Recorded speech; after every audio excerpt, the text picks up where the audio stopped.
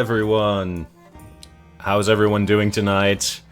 Yar me mateys, landlubbers, swashbucklers, buccaneers, corsairs, all of you. Welcome back to Miniature Mifos. I'm glad to be here again, and this is gonna be a normal session again. We're gonna paint, we're gonna talk about some amazing stories from the world of piracy. Well, the team is piracy, so we're talking about piracy.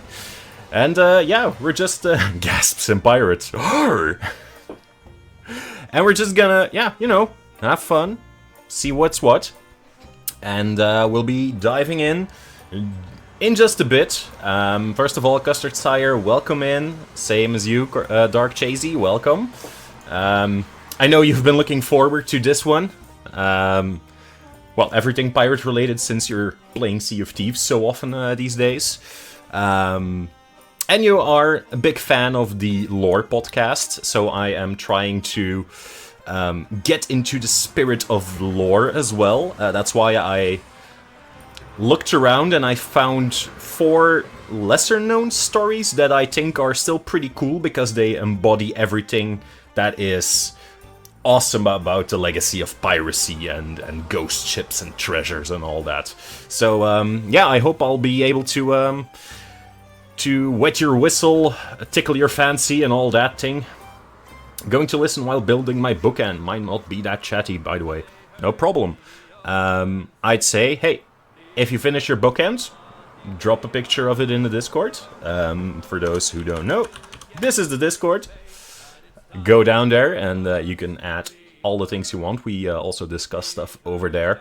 For example, we found that because Baldur's Gate is such a big release at the moment, one of the key story elements is a mysterious artifact that one of your companions has. And it's a really cool artifact. It's really striking. It's basically a D20, because it's D&D. And we've looked around and we found that it's actually a printable STL. So I'm probably gonna print it somewhere down the line, because it's really cool and I want to have it. I might just do something with it as well, because we are getting close to being an affiliate. I have 40 out of 50 followers. All the rest of my statistics that are needed to become affiliate are there. I just need 10 more people. Those 10 people will come eventually, with time. I'm not rushing. But I'm thinking about doing maybe a giveaway or something. And, well, there we have it. Miss Blue, thank you for the follow. That's only 9 more to go. Welcome in, thank you. Yeah, and I'm planning on, on doing a, hey, maybe a giveaway, because, like I said, I have some really cool plans. Let's go get my 9 other profiles. I'm pretty sure that there's people who work like that, who just log in on different accounts and just make it work like that, which, you know, it's just statistics, I guess. No, but for example, a friend of mine, Dark Chasey, of course, here in chat, requested me to print something for him. I'm gonna show it right here. It's a bust of Anubis. Now, this is the first print. It's on the size that the model is made, and it's a bit too small for him. So I have a bust to spare, and I'm probably gonna paint it. Well, I am going to paint it, and then I might do a giveaway if someone wants a bust. Hey, what was that look, buddy? It's a bit small for me. No, it's not small for you. It's too small for the cupboard you want to put it in. That's a difference. Like, he has this display cupboard at the back of his streaming setup. And, yeah, that sculpt would be a bit too little to be noticeable. So we're gonna print it at, I think, 1.5 times the size. Maybe even more. I think 160% the size. And then it should work out perfectly. No, but stuff like that dodecahedron, that mysterious artifact from Baldur's Gate, might be one of the things I do a giveaway with as well, because that's what I do. I can't give away games like normal channels because I don't play games on the channel. Well, yeah, I do play Baldur's Gate from time to time, but yeah, you know what I mean. Now, thinking. Yeah. I am already going to announce next week the stream will be a bit different, in the sense that I'll be having my first guest over. You see, at the beginning of September there's going to be the World Cup in Alicante, Spain, of Blood Bowl, the fantasy football game. Basically, you have orcs, humans, goblins, minotaurs, elves, dwarves, all competing in a American football style board game. And yeah, the rules, it's a competition. It's a huge sporting event with brackets and all that, and a World Cup that is going to be held in Spain this year. And one of my personal friends is going to that World Cup, and leading up to that, because it's a huge event with live streams and all that, it's basically an e-sport event, but not really an e-sport, it's a board game sport event. It's an alternative sport event, let's just call it that. We're going to be doing a stream about Blood Bowl, and I'm just gonna interview him and let him do his thing about Blood Bowl. It's a really cool premise, because it's just more than the football thing. There is all manner of lore connected to the Blood Bowl world as well. So it's based in Warhammer as well. So it's just a spin-off of the Warhammer universe. Something we've talked about here on the stream as well. But yeah, that's gonna be next week. Now, for this week, we're gonna return to our pirates. Yes, they're very small here. But we're gonna get back to painting these, because it's been too long. And I'm gonna be talking a couple of stories, minor legends from the pirate era. I'm just gonna quickly shift my entire setup a bit to my other screen. I did this for the Baldur's Gate playthrough. Okay, let's see. Oof. Painting. There we go. Yeah, it's been so long since I painted on my painting stream. Oh boy. Now, so again, I have here my two miniatures. I have the dude with the chest running away, and then I have the female. I love the story about the roommates.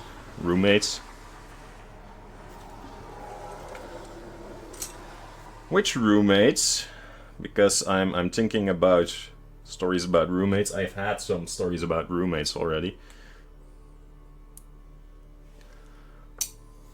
And they were roommates.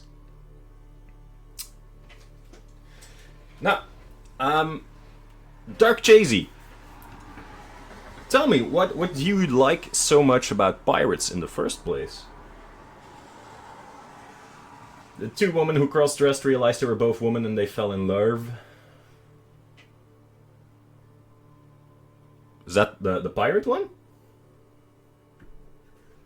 And Bonnie and what's her name? I have her name here. Just give me a second. And Bonnie and Mary Reed. Yeah, true. They yeah.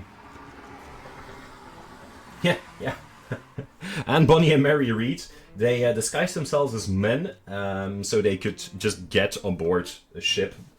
Because that's the whole thing. A lot of superstition was there that having a woman aboard would bring bad luck. The same way that, you know, having bananas aboard would bring bad luck. Yeah, they dressed up as men, a bit like Elizabeth in Pirates of the Caribbean. Now, that was way more common than people would think, actually. There's a lot of women who just went out to sea and had a wonderful career as pirates. Like I said, pirates were very progressive. Hey ho, piratey boy, hello. Rum and guns. Well, rum and guns Yeah, boy! Ah, yes, you might have noticed that if you scroll down on the browser, I now also have some sound bits, some sound clips, some sound bits. So if you want to play those, just go ahead. Yeah, but like I said, Mary Read and Anne Bonny were legendary because they were with two at the same time on the same ship, but it happened more often. And most pirates, yeah, they knew about the old superstition, or the superstition that women were bad luck, but on the other hand, hey, if you have capable hands, you're welcome on a ship. So they didn't really bother with the whole thing, and most of the time they did know that. They did know that. It's only the establishment that didn't know that, because the sound bits are very silent. How do I change that? I don't know. I have no clue how to change that. I hear them perfectly.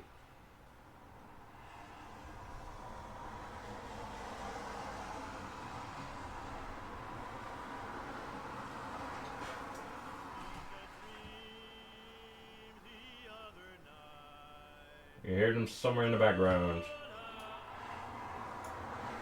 Huh.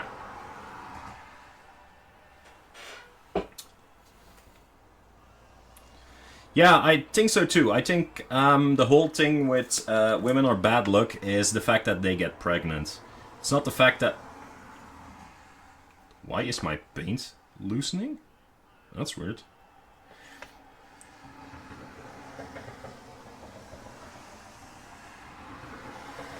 Yeah, I think the fact that they were able to get pregnant was troublesome. That was something that men didn't like. Okay, I'll check those sounds later to see how I'll boost them and see how they work, because that's something that's on Twitch itself, so I have nothing here on my OBS that can change that. So, imagine being the one woman on a ship with 80 men. Yeah, and you are, you know, at sea for a very long time. Some men, most men, can you know, can just take it. They know they were just there for adventure. They were decent men. They were married. Not that that matters any much to a lot of men. But they didn't want to go out and just fuck everything with two legs. But yeah, some couldn't resist that temptation. And I do believe that that's the reason why, hey, we're all men here. So we're all equal. Don't mess around with your fellow compatriots.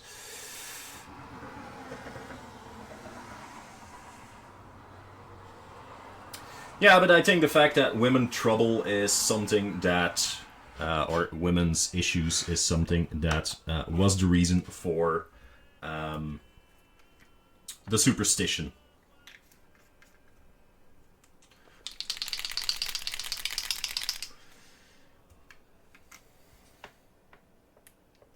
Anyway, when Anne Bonny and Mary Read were eventually captured together with Calico Jack, because they were on the same crew as Calico Jack, it was only then that the establishment realized that, oh god, some of these pirates are women.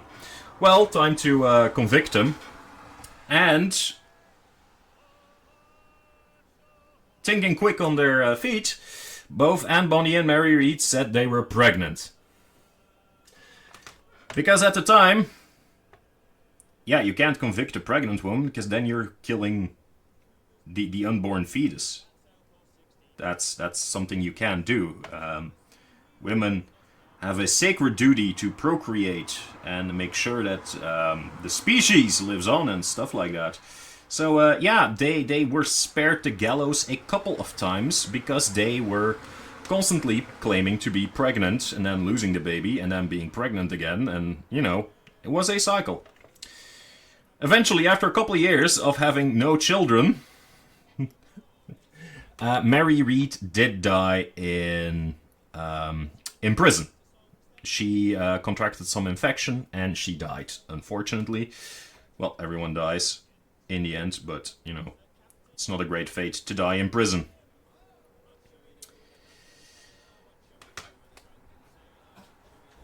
And that's why the Legends of the Hook got invented. No, really not.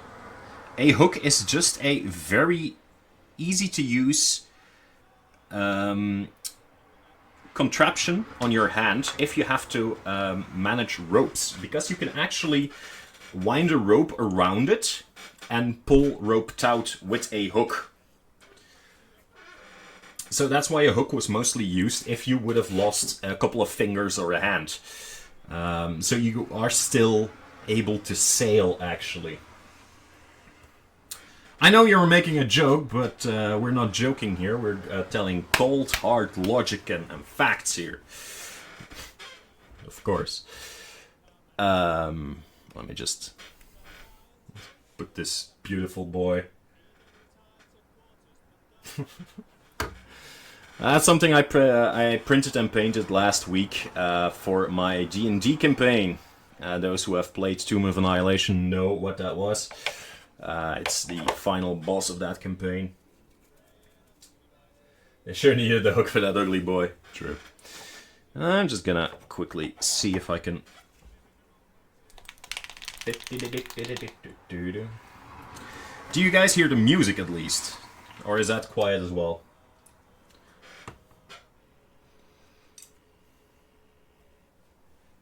You don't hear the music.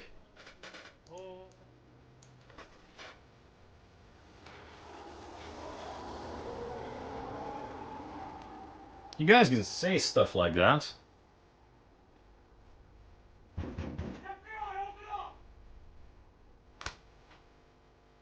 Are the bits louder now as well, or? Because the only thing I did was increase the desktop audio, and you guys don't hear desktop audio, you're hearing, you know, those bits. No, I don't know. I don't know how anything works.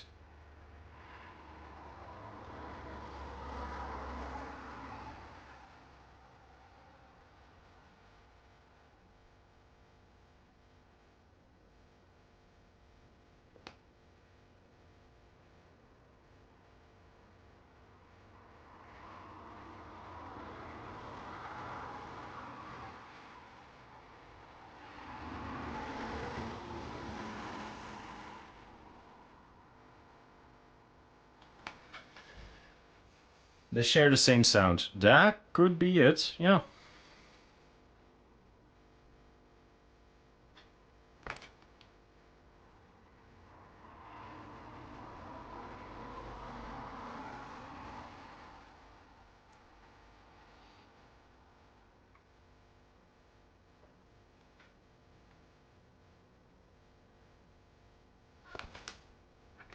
I sometimes just like to listen to these songs, because sea shanties are some of the nicest music there is around. I mean, that's what I think. I don't know what you guys think of it. Like, I can just put on sea shanties while painting or playing some games, and they are just perfect.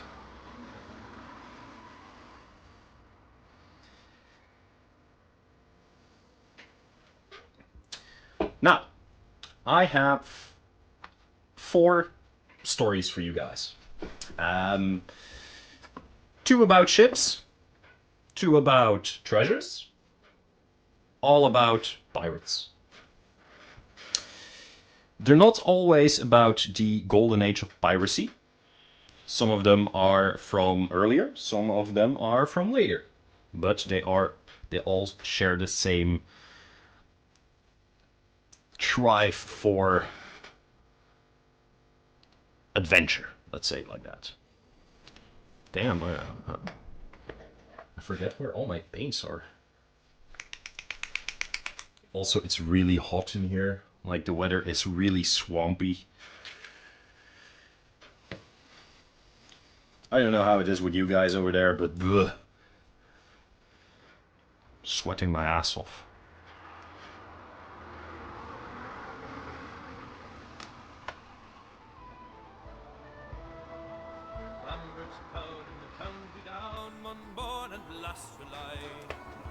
Get out of my swamp. Yeah. I'm gonna have to ask Shrek to get his swamp out of my... Me. Just me. Go away, Shrek. Nobody wants you. That's not true. We all love Shrek. It's amazing how good those movies still hold up. Now, the first story is called The Cursed Gold of Cocos Island. Now, one of the first things you might know is, or might realize, is the name Cocos Island. Show them to our kids a while back, they're often awesome. Probably the Dutch version though, which is a shame. No, but Cocos Island is actually the island where they first found coconuts. And because they found them there, that's why they called them coconuts. Because they're nuts from the Cocos Island. So yeah. But this story... They're on so far yet, yeah, of course. But this is the cursed gold of Cocos Island. Now, in the heart of Lima, which is the capital city of Peru, as the sun set and painted the sky in hues of orange and purple, whispers of rebellion began to echo. It was the 1820s, and the streets buzzed with talks of uprising and revolts. You see, the Spanish colonialists, fearing the wrath of the rebels, decided to move their immense treasure that they had there. It's not really a treasure, it's, everything they stole there. So everything that they had stolen there, their immense capital, they wanted to bring that home as fast as they could, back to Europe. So, they decided to move it all the way from Peru over to Mexico to then bring it over to Europe. Now, that was a staggering hoard. It contained jewels, gold statues, religious artifacts of immeasurable worth. It was the accumulation of centuries of conquest. They had attacked the New World, they had colonialized it, they had plundered it completely. And yeah, of course they wanted to keep that. So they chartered a captain. To transport this invaluable cargo, they entrusted Captain William Thompson, captain of the ship Mary Read, to bring it to Mexico on their behalf, to then be transported across the sea. Now, little did they realize that the gleam of greed in Thompson's eye was brighter than any jewel that they possessed. So, while the Spanish were like, yeah, okay, let's take it all out of this this country that's about to, erupt into a rebellion. Let's give it to this merchant. And that merchant was like, yeah, of course, use my ships, fill my ships full of gold. So, yeah. The voyage began smoothly, but as ships sailed further from the coastline, Captain Thompson and his crew hatched a plan. Seduced by the treasure's allure, they quickly massacred the Spanish guards on board and claimed the riches for themselves. The vast oceans, with its secrets and vastness, became the perfect hiding spot. So they steered their ship towards the remote Cocos Island, far off the coast of today's Costa Rica. And in the dense, untouched jungles of that island, the crew buried the treasure, marking the spot with symbols known only to them. This is one of the very few moments that pirates actually bury treasure. Why? Because this isn't in the Golden Age of Piracy anymore, and this is already inspired by the fact, the fable that pirates bury treasure. they were like, hey, burying treasure is good because if we are being caught with the treasure on our boats, yeah, we have the whole of Spain on our asses. So we're just gonna put it somewhere, we're gonna report that we've lost everything, and then we're gonna come back and recover the treasure.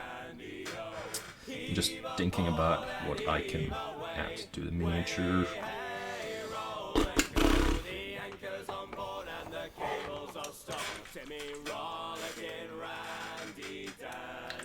Gonna do a shade real quick, because I feel it's not really shady.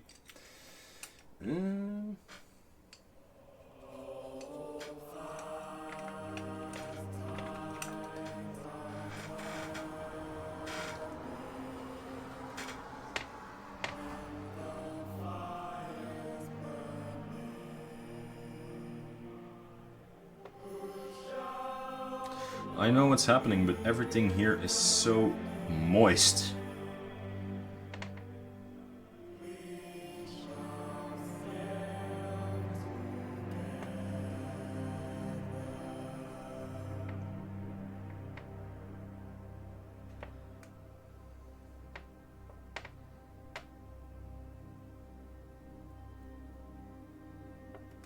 Gonna quickly shade the socks as well.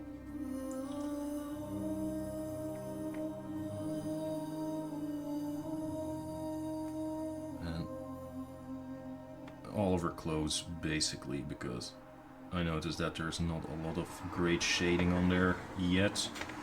It's a light wash, I can go over it as well and won't interfere with most of the colors that much. But I have the feeling that the contrast paints that I used are not providing enough depth, so I'm gonna just give it a small wash.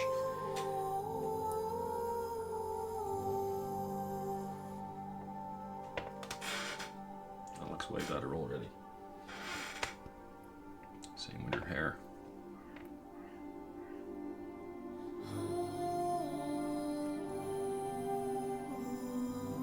So yeah, William Thompson.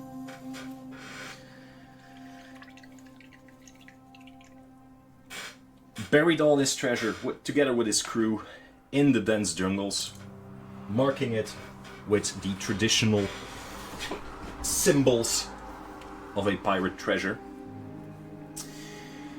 And they thought they were in the gold. They were scot-free. But as with all tales of treachery, their unity soon fractured under the weight of paranoia and greed. Now, Thompson, being the captain, he feared that he would be the first target. And because mutiny was on his mind, he decided to beat them to the punch, and together with his first mate, he killed the rest of his crew while they were still on the island, and they fled from the island to, like I said, to eventually come back to get their wealth. So they massacred their entire crew while they slept, betraying every and all of them. So yeah, that's great. World's greatest boss. Now, the problem is that the Spanish weren't dumb. So the moment that Thompson and his first mate re-emerged, they immediately asked, dude, where is all the gold that you got from Lima? And yeah, they didn't really go with the whole, yeah, we were robbed and we couldn't find it anymore and we lost it story. So yeah, they were captured on a Spanish warship and they were shipped off. And yeah, they didn't like where it was going. So facing the gallows, they both Thompson and his first mate, they struck a deal with the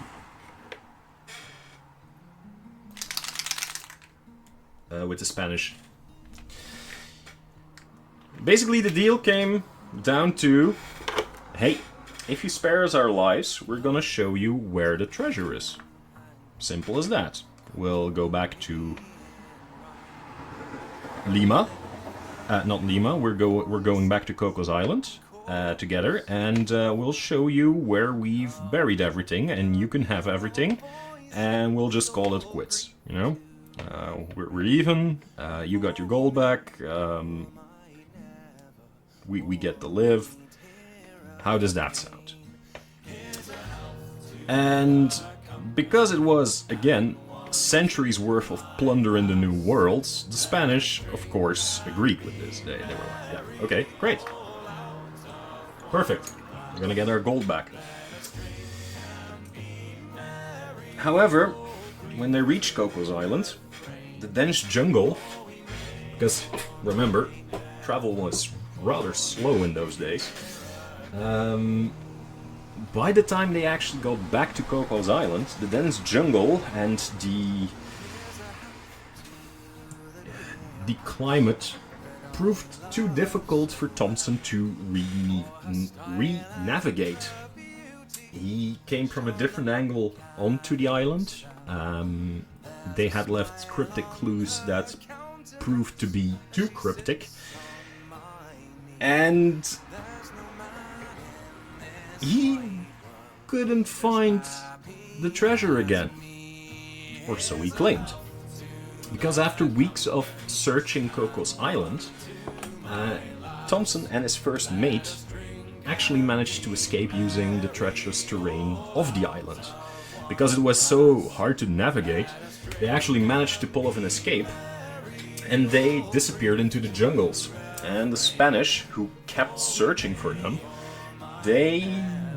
after a couple of days, they just left empty-handed, knowing that they wouldn't be able to find those dudes again. So yeah.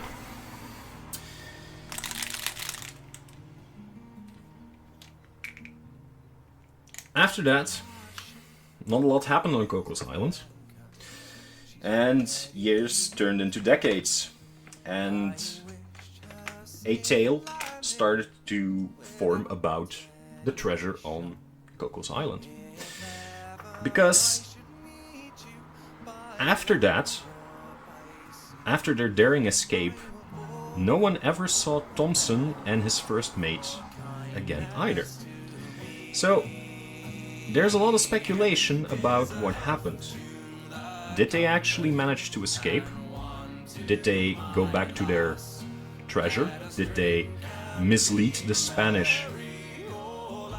And they did know where the gold was hidden, the treasure was hidden. Did they not?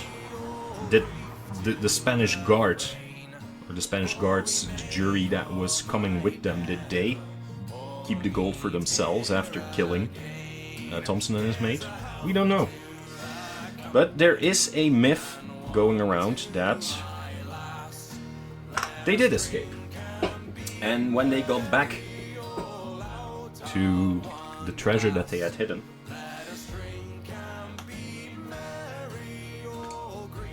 they were met by the spirits of the murdered crew that they had left there. Because they were murdered and betrayed, their spirits could find no rest there, and they were waiting to extract their revenge on Thompson and the first mate. And that's probably one of the reasons why the gold was never recovered, and why we never heard from Thompson again. He died in that jungle on Coco's Island. Sea of Thieves music, yes indeed. Bosun Bill, I think this is called?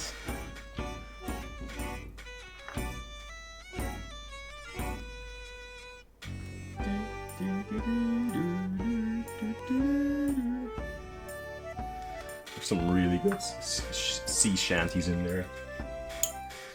So yeah, to this day, the treasure, the loot that Thompson and his crew transported from Lima to New Mexico remains unfound, and the island's mysteries are unexplored. a lot of people have gone back to Cocos Island and tried to find any and all clues of the time when Thompson and his men made landfall and hid a treasure there. Unfortunately, nothing could be found. Neither treasure nor remains from the killed crew. Now, what do you think that happened to the gold from Lima? Do you think that Thompson and his mate found it and got off the island and lived very rich lives in private somewhere? Or do you think that no, they died there and the treasure is lost? Or did you think that the Spanish found it, killed the men because they were, you know, condemned to die anyway? They found it, hence nobody else found it until this day. That's very valid. They found it, they got off the island in some way, and they lived out their lives in obscurity. On what boat did they escape, though? I don't know. Now, Cocos Island is... I've looked it up. Cocos Island isn't that... Four turtles tied together with the hair on their backs.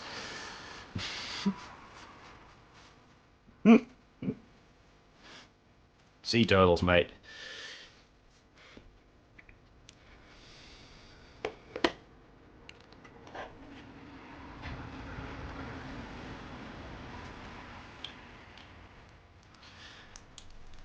I believe that they might have hidden the treasure there. So far it's true. But they got back and then they died of exposure. I don't believe in happy endings. I think they died of exposure there. Or they burned around so that another boat could see them, yes.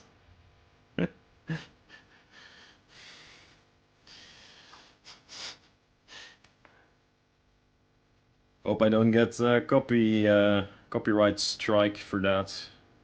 Because that's Disney. No, I think, I do think that Cocos Island is one of those islands that is used to replenish goods. So a lot of boats would pass there and would sometimes make landfall and just resupply drinking water, fruit, stuff like that, make repairs. I think Cocos Island was one of those islands, so I do believe that if they wanted to get off the island, they had ample opportunity to do so.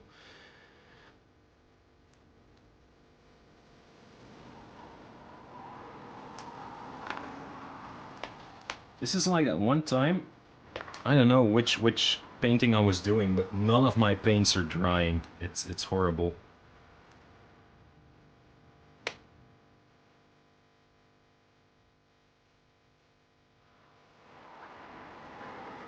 The weather is just too wet.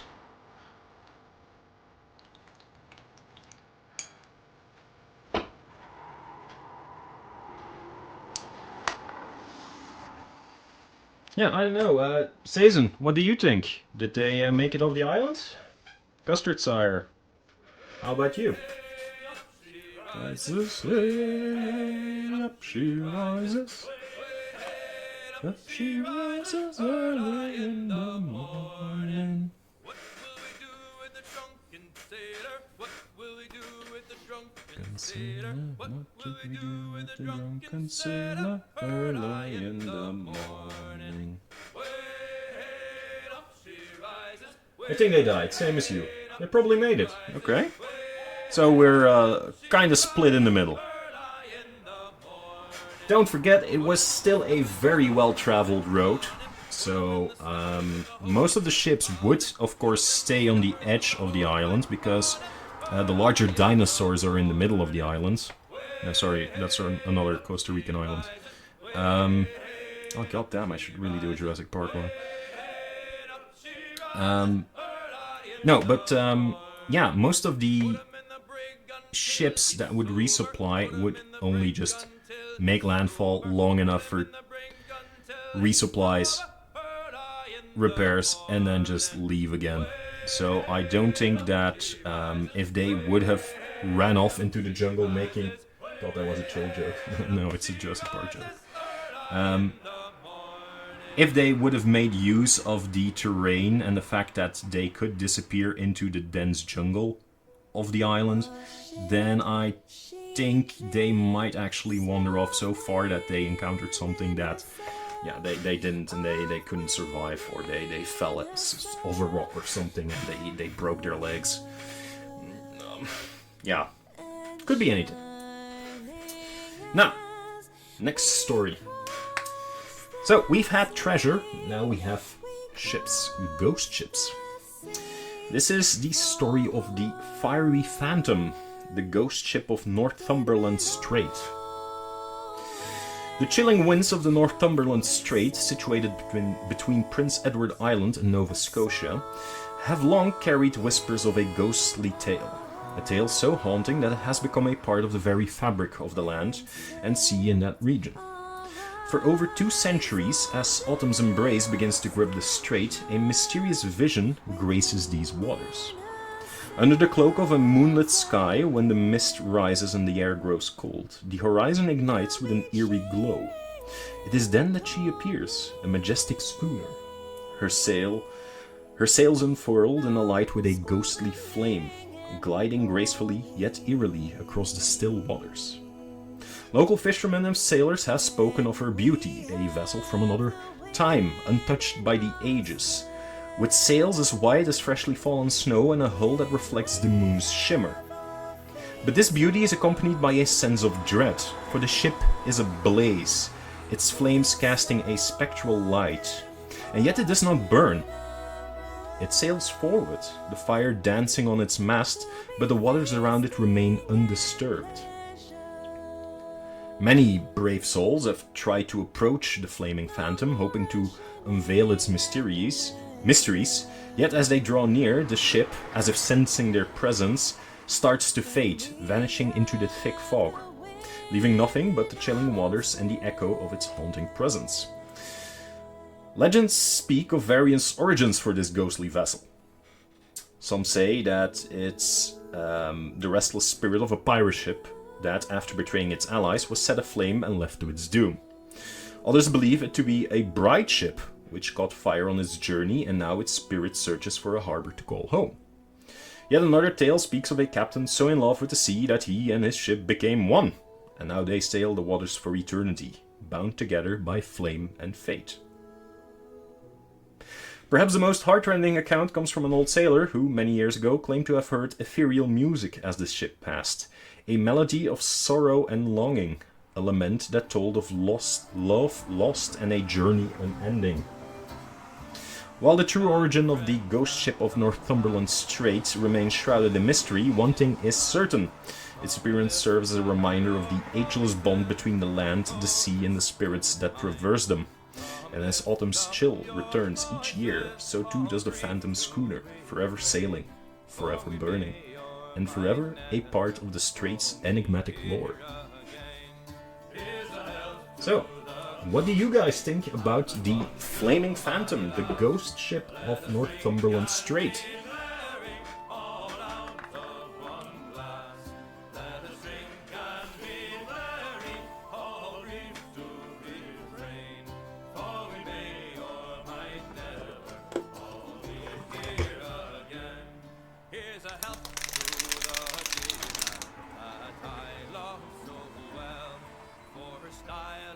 I do have a question regarding all the lores you tell now. Are they ending up on YouTube? Yes. I am gonna put they all on YouTube.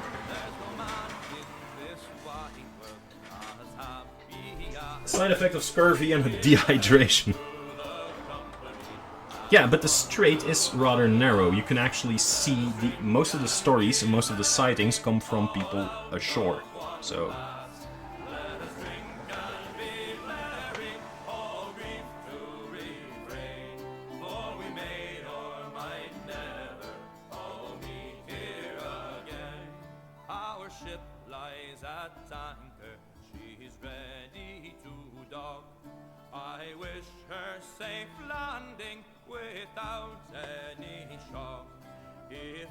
ever I should meet you by land or by sea, I will always You think it's just a wild hallucination of the people who saw it?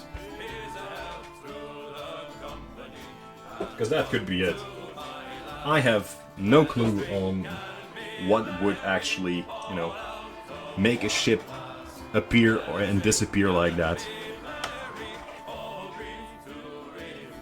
It's hogwash. Okay. The people who have different opinions.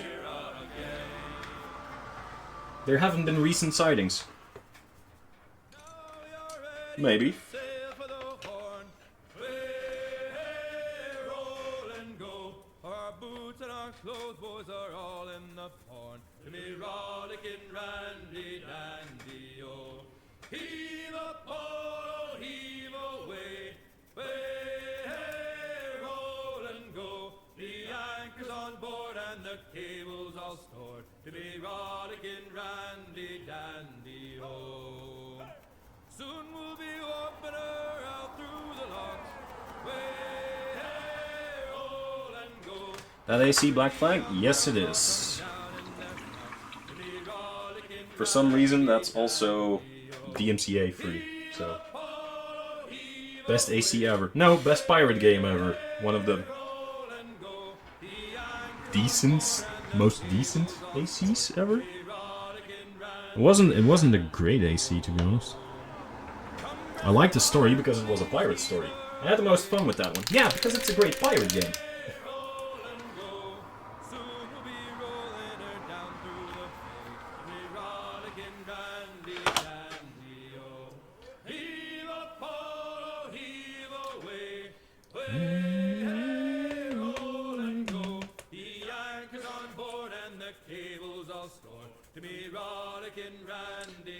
Sea shanties and the nautical combat was great in that game.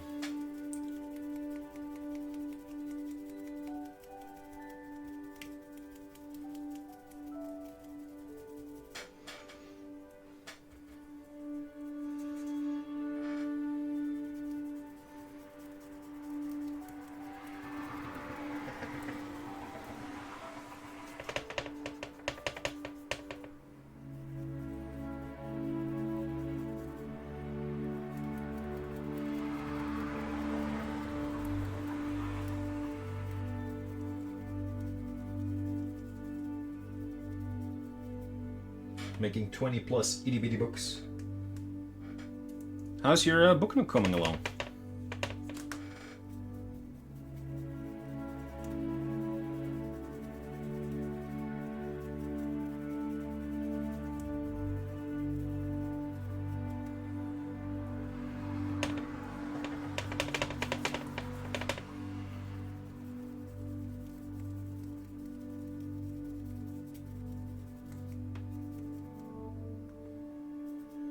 God damn it. With this paint not drying. Like I said, making a lot of itty bitty books right now. Oh, that was a lightning flash. Bit repetitive, but necessary. Yeah, I get that. I hope when when the storm breaks, that this heat will go down, because it's just horrible at the moment. I am sweating like a devil in church.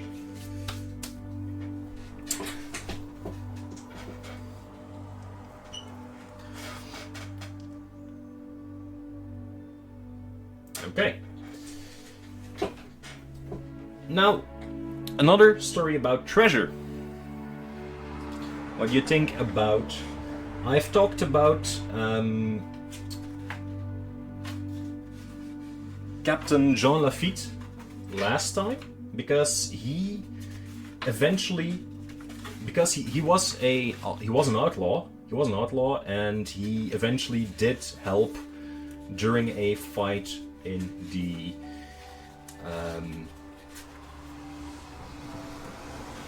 in a war between Spain and England. After a while, he was in the Battle of New Orleans. So he was an outlaw. he saw that the Battle of New Orleans was drawing near, and he provided his ships to the American/British side. Because, you know, he still had like a national pride, and he knew that when he was helping New Orleans itself, it would actually make for better pirating later. Now, there is another story about Jean Lafitte, and it's called The Shadows of Barathia Bay, or Jean Lafitte's Cursed Gold. The Gulf of Mexico in the early 19th century was a realm of intrigue, rebellion, and piracy. And among the notorious names that sailed these waters, none was more whispered about than Jean Lafitte. A pirate, privateer, and master of deception, Lafitte was not just known for his naval prowess, but also for the vast treasures that he amassed from his raids. Barataria Bay, off the coast of Louisiana, was Lafitte's haven. A maze of waterways, inlets, and marshes, it provided a perfect cover for his piratical operations. It was here, shielded by nature's labyrinth, that Lafitte buried his treasures. Chests overflowing with doubloons, artifacts from raided ships, and jewels stolen from the Spanish. But Lafitte was not one to simply trust the land to keep his treasures safe. As legends go, he employed voodoo priests to curse his treasure troves, ensuring that anyone who dared seek them out without his blessing would meet a fate worse than death. As years went by, Lafitte's reign came to an end, but his legend only grew. Tales spread of treasure hunters, lured by the promise of wealth, venturing into Barathia Bay. Many never returned, while others emerged driven mad. Speaking of shadows that stalked them, whispering voices in the wind, and the chilling sensation of unseen eyes always watching. One tale speaks of a young adventurer, confident and brash, who managed to locate one of Lafitte's chests, but as he attempted to pry it open, he was engulfed in shadows, and the following morning fishermen found him on the shores of the bay, aged beyond his years, hair turned white and his eyes reflecting the horror of a lifetime. Another story tells of a group of treasure hunters who, upon digging up a chest, found it filled not with gold but with snakes that bore the colors of jewels, emeralds, rubies, and sapphires. They were bitten, and as the venom coursed through them, they were plagued with visions of the past raids and the screams of the plundered that were Lafitte's victims. While the treasure of Jean Lafitte remain the stuff of legends, one message comes through clear. The riches of Barathia Bay are not simply buried, they're guarded. Guarded by the spirits of Lafitte, by the curses he placed, and by the very bay that once sheltered him. For those who seek the cursed gold of Jean Lafitte, a warning. Some treasures are better left undiscovered, and some legends untested. So, what do you think is the truth in this legend?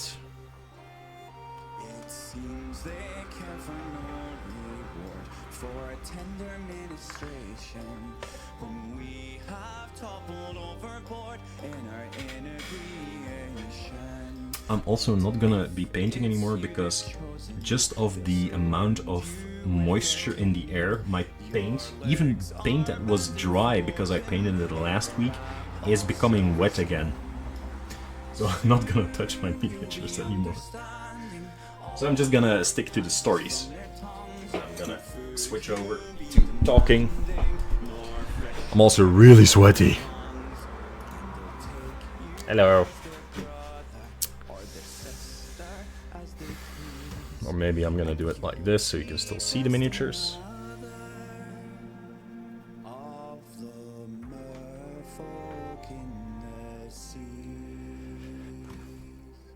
I think personally that Jean Lafitte will probably have used voodoo magic. In the sense that he thinks that he used voodoo magic. Like I said earlier in the previous stream, these pirates came from varied backgrounds. Some of them were actually voodoo priests, or maybe from a voodoo society. Some of them came from Africa, some of them came from European countries, some of them came from from the Americas themselves, and they had a new and very broad idea of what magic, religion, and all that was.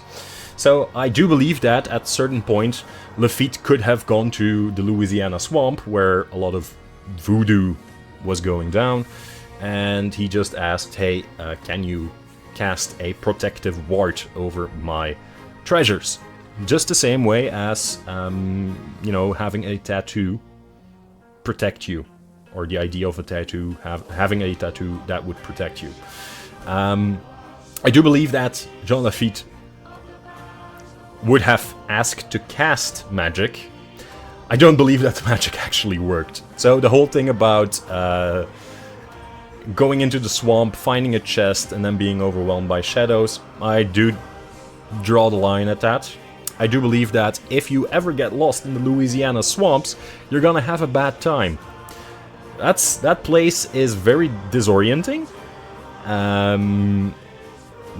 There is a lot of fog, there's a lot of gnarled trees, there's not a lot of visibility there. You have places where the ground looks very stable, but it's actually water, and vice versa, where you actually have dry land where it looks like there isn't. There's alligators there. Yeah, it's a veritable maze. Like I said, Jean Lafitte made his base there because it is a maze to navigate with a small boat only. So I do think that if people got lost there, they might have lost their mind, or they became very paranoid because of the varied animals, creatures, insects that lurk in the swamp. But if there's a curse on the gold, I don't think so. Is the gold still there? Not likely either, because like I said last time, pirates tend to spend their gold. If they put their gold somewhere, it was not as a stash to keep away from the world. It was to prevent anyone from, getting it while they were gonna get it back. So, having a long-term storage place for a treasure doesn't make any sense for any pirates. Yeah, I don't know what you guys think. Let me know.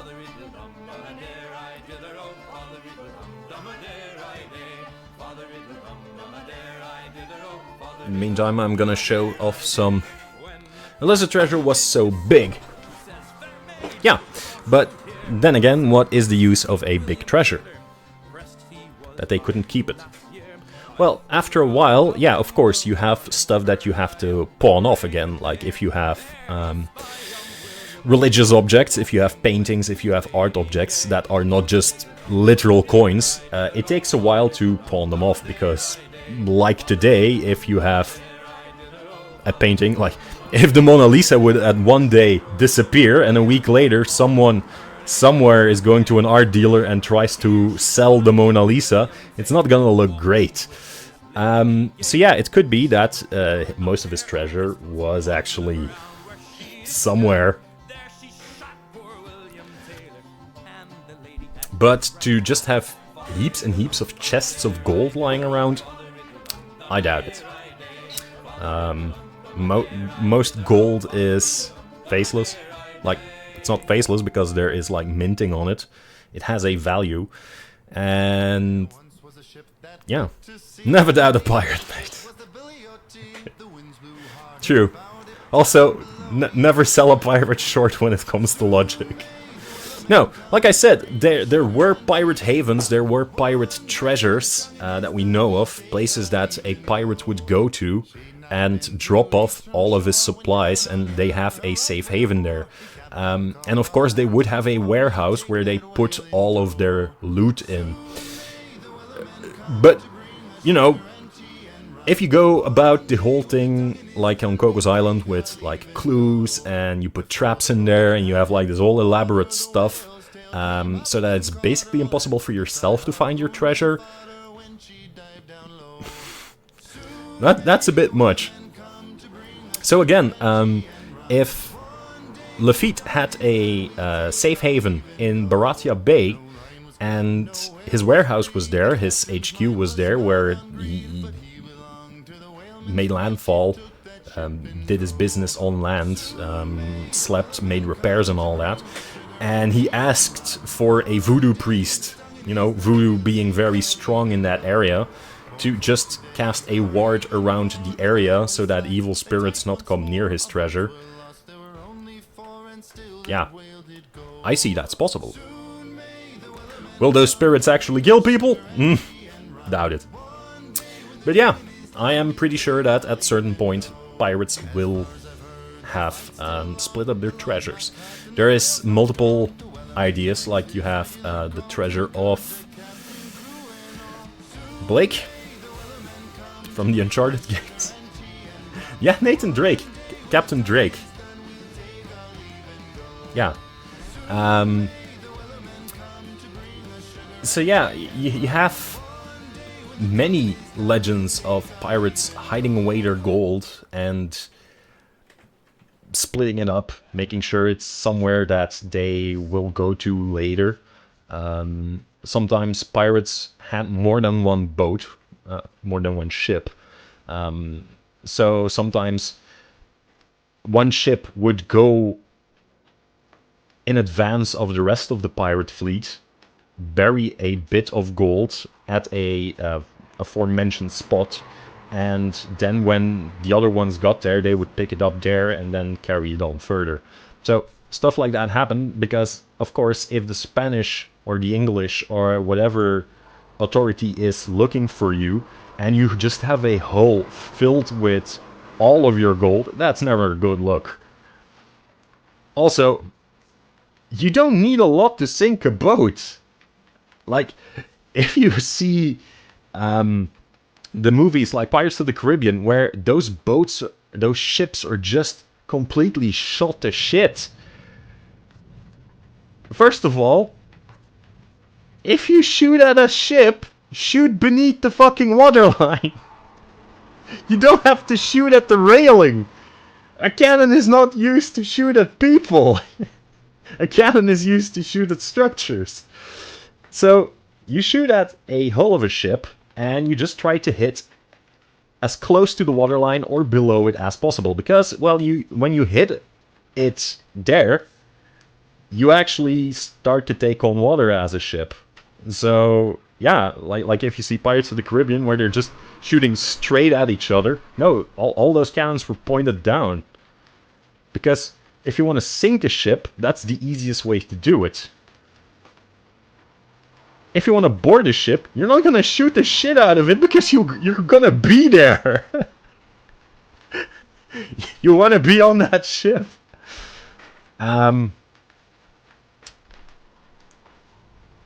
Again, that ties in with what I said last week.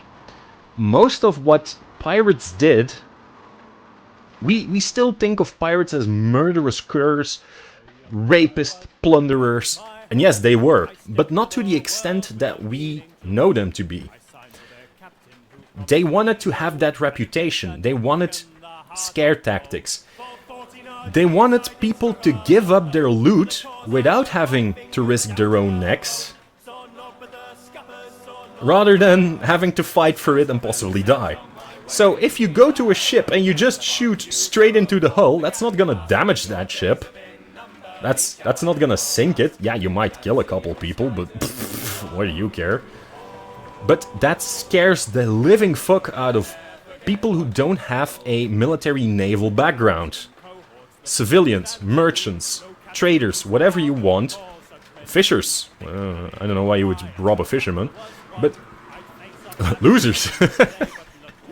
Yeah, they would actually, they rather have people kept alive and tell of the fact that, for example, Blackbeard was a terrifying pirate that has his beard is on fire and he bilges smoke everywhere and he comes out of the mist with his ship and he blasts you with a full battery of cannons. They rather have people tell those stories than actually kill everyone and not having a reputation. So yeah, if they shot at people, they did so, like in the movies, just straight up into the hull. Because you want to have them scared. It's not gonna sink the ship, but... Black Jesus.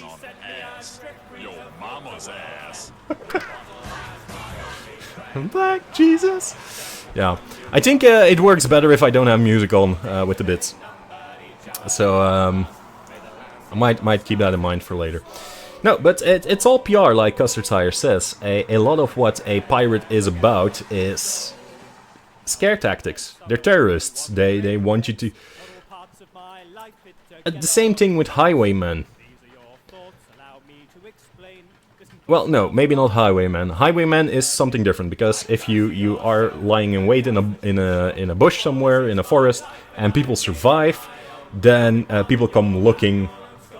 You know, you can say, hey, I've been robbed in that forest, and people will actually go to that forest and try to find you, so you know, that's not a good thing. But on the open seas, half of the time people don't know where they are. The old ass tale that they let on run away to tell the tale. Yeah, basically, that's the whole thing. Like, I'm gonna kill everyone except for you, because you have to tell this tale. They did that. Also, if they killed people... If they killed high-valued traders, if they killed high-valued military targets, if they killed high-valued magistrates, they become a bigger target than if they just stole 25 caskets of rum. Yes, they've stolen from a merchant. They've stolen rum. Okay, but at least they didn't kill anyone. It looked like they were gonna kill him. And there's tales that they did kill people, but they haven't.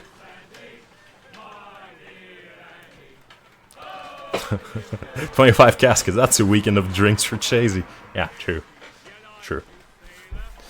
Okay, so, final story. I'm gonna go here. Hey! It's the Phantom Ship of the Bay of Chaleur.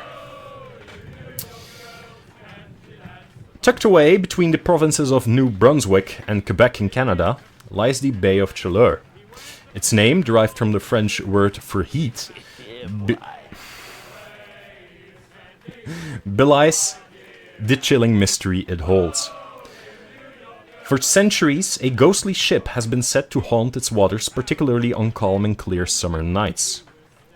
The tale begins with a pirate captain named Thomas and his ruthless crew. In their greed, they raided countless ships across various waters. One fateful day off the coast of the Bay of Chaleur, they seized a French merchant ship. Aboard the ship was a priest who condemned their sinful ways. Enraged by this priest, Captain Thomas had the priest tied to the mast and set the ship ablaze, the merchant ship, not his own ship. As the flames rose, licking at the priest, he issued a curse upon the pirates, decreeing that they would roam the waters as restless spirits, a burning testimony of their heinous act. Not long after this vile deed, Captain Thomas and his crew met their own violent end in a storm. But their demise was just the beginning. Locals and sailors soon began to whisper of a flaming ship that would appear in the bay. A ship with sails of fire and a ghostly crew desperately trying to douse those flames, but to no avail. Their silhouettes, distorted by the heat and flames, painted a scene of eternal torment. Fishermen have often recounted how they'd set out on calm nights, only to see the horizon illuminated by a mysterious glow. As they'd approach, the sight of a burning ship would become clear, its fiery masts reflecting in the still water of the bay, and then just as suddenly as it appeared, the ship would vanish, leaving nothing but darkness and the chilled air of the night. The Phantom Ship of the Bay of Chaleur serves as a reminder of the consequences of one's actions. The once feared pirates now exist as tormented souls, bound by a curse to forever relive their wickedness. Locals treat the legend with a mix of respect and fear, understanding that while the bay might offer warmth by day, it harbors a chilling tale by night. I like that. I like stories where your punishment fits your crime. Of course, I don't believe in an actual curse. I do like the fact that not long after they burnt a priest, They kind of violently ended in a storm. That's just great. That's one of the most, let's say, prominent dangers for a pirate ship. If you load yourself, for any ship basically, if you load yourself too heavy and you're lying too low in the water, a storm can easily come and wash more water aboard, making you more heavy, and then you sink. So yeah, it's not a great thing. Now, like I said, because this weather does not allow for my paint to dry in any way possible, I'm gonna cut the stream short. It's kind of a bummer, because I really like talking about pirates. But yeah, it is what it is. Like, again, the paints that I've put on like an hour ago are still not dry.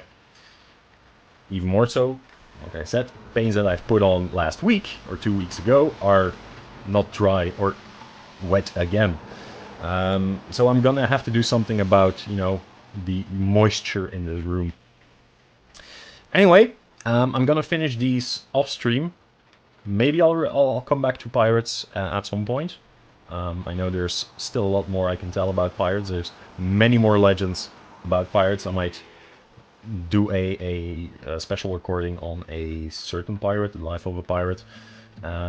Maybe Blackbeard, maybe Blackbart, maybe Calico Jack.